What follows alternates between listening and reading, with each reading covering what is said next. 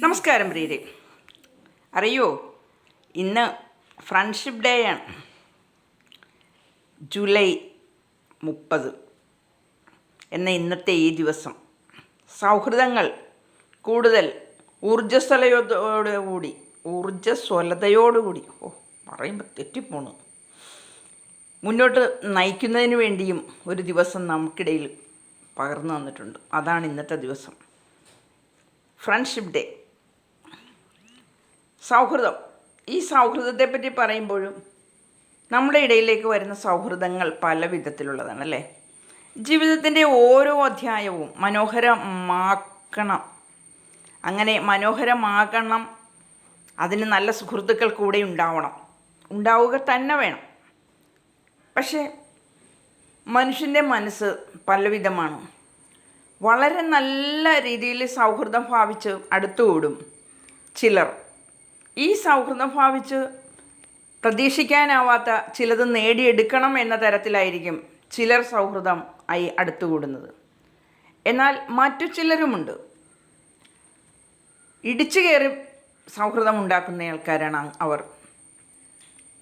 അപ്രതീക്ഷിതമായിട്ട് വന്ന് നമ്മളോടൊപ്പം ചേരുകയും അവരാഗ്രഹിക്കുന്ന ചിലത് നേടുകയും അതിനു വേണ്ടിയിട്ട് സൗഹൃദം ഉപയോഗിക്കുകയും അവർ നേടിയത് ആഗ്രഹിച്ചതും എന്താണോ അത് കൈക്കലാക്കി എന്ന് തോന്നിക്കഴിഞ്ഞാൽ പിന്നീട് അവർ യാതൊരുവിധ പരിചയഭാവവും കാണിക്കാതെയുമുള്ള സൗഹൃദമുണ്ട്.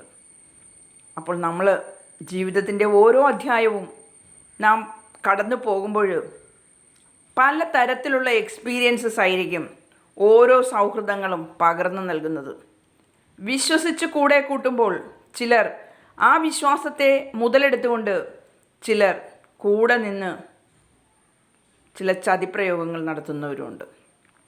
ആ വിശ്വാസം അതാണ് എല്ലാം എന്ന് കരുതിക്കൊണ്ട് നമ്മളോടൊപ്പം കൂട്ടുചേരുകയും നമുക്കൊപ്പം നിൽക്കുകയും നാം ചിന്തിക്കുന്ന അതേ പാതയിലൂടെ തന്നെ കൂടെ കൂട്ടുകയും ഒക്കെ ചെയ്താലും ചില സന്ദർഭങ്ങളിൽ അവരും നമ്മളെ ചതിക്കുന്നു.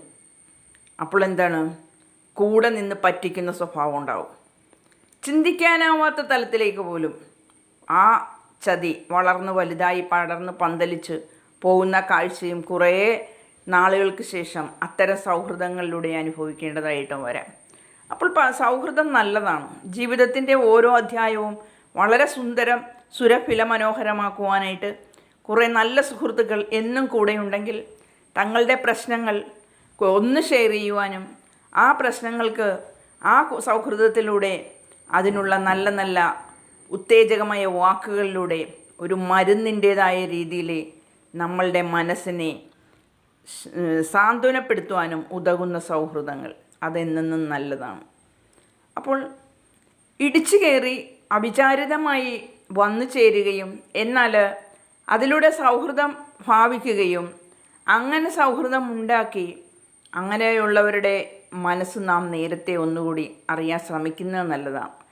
നമ്മളിലേക്ക് അല്ലെങ്കിൽ നിങ്ങളിലേക്ക് ഇടിച്ചു കയറി വന്ന് സൗഹൃദം ഉണ്ടാക്കാൻ ആണെങ്കിൽ അവർ മനസ്സിലെന്തോ കരുതിക്കൊണ്ടായിരിക്കും നിങ്ങളുമായിട്ട് സൗഹൃദത്തിന് ശ്രമിക്കുന്നത് എന്ന തിരിച്ചറിവ് ഉണ്ടാകുന്നത് നല്ലതാണ്. നിങ്ങളിൽ നിന്ന് എന്തോ അവർക്ക് നേടാനുണ്ട്. അങ്ങനെ അവരാഗ്രഹിച്ചതും വിചാരിക്കുന്നതുമായ കാര്യങ്ങൾ നേടിത്തീരുന്നതുവരെ അവർ നിങ്ങളുടെ ഏറ്റവും നല്ല ചങ്ങാതിയായിരിക്കും.